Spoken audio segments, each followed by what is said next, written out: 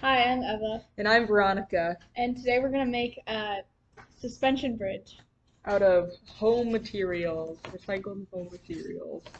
Okay, so today you're going to need a cardboard box of your choosing. So like a cereal box. Right now we have this, A tip a box. tip box.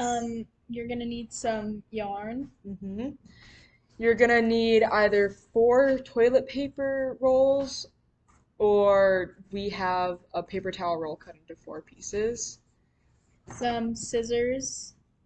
tape, and then tiny rubber bands. We're using rainbow loom.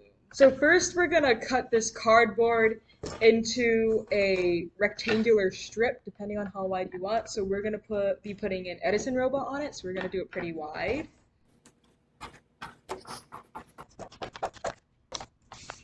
Okay, so next we're gonna punch some holes onto the side of this bridge. So you can either use a hole puncher. If you don't have a hole puncher, scissors are fine, but you should ask an adult or parent to do that for you. Okay, and what we're gonna do is we're gonna leave a little bit of our ends unhole punched so that they will act as ramps for your bridge. So right here, since we already used a box, it does have bent parts, so we're just gonna use that as the ramp. So it will look something like that. Okay, so let's do this. So as you can see, we punched 5 holes on each side. The amount of holes can vary as long as they're a few centimeters apart. So now we're gonna weave this rubber band through the hole. Okay, so once you have it on both sides, you're gonna stick one end, here, I'll show up close. Stick one end of the rubber band through the other and pull so that becomes like a knot. Like that. Okay. And then just repeat that for the rest of the holes. Yes. So if you want, when you're doing the rest of them, if the rubber band keeps coming out, you can stick a pencil or something else through one of the rubber band holes so that it doesn't come out. Okay, and then you continue. So now you're gonna wanna cut slits into the paper towel rolls. About a centimeter long, Yeah. and they're gonna be sort of like across from each other, but not quite, so they're slightly off center. So as you can see, I did it right there and right there. And you want to do that to all 4 of your rolls.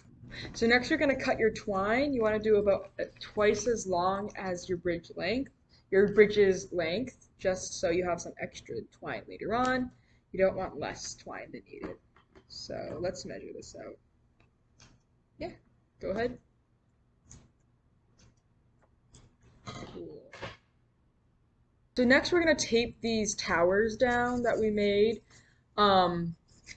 So you see your slits. You want to have these slits. So right, these are where the slits are for me.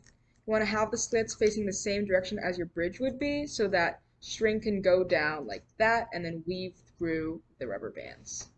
Okay, so we're gonna do that. As you can see, we've taped the rolls at the 4 corners of the bridge slightly before the ramp. Yes, so we have a little bit of Excess space.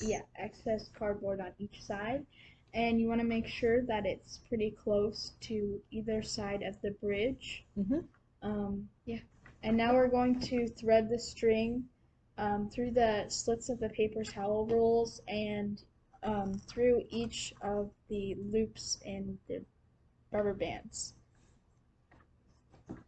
So once you do one side, you can repeat the same thing for the other. And then as you can see, when you connect the last bit on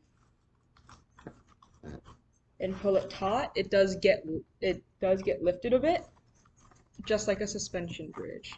So then what you can do is you can keep on pulling it taut until it feels stable and comfortable. And then you might want to tape your ramp down. Yeah, you're gonna tape your ramp down next.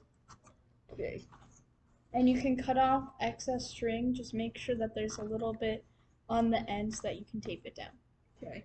So now you've made a successful suspension bridge. Thank you for joining us and see you next time. Bye!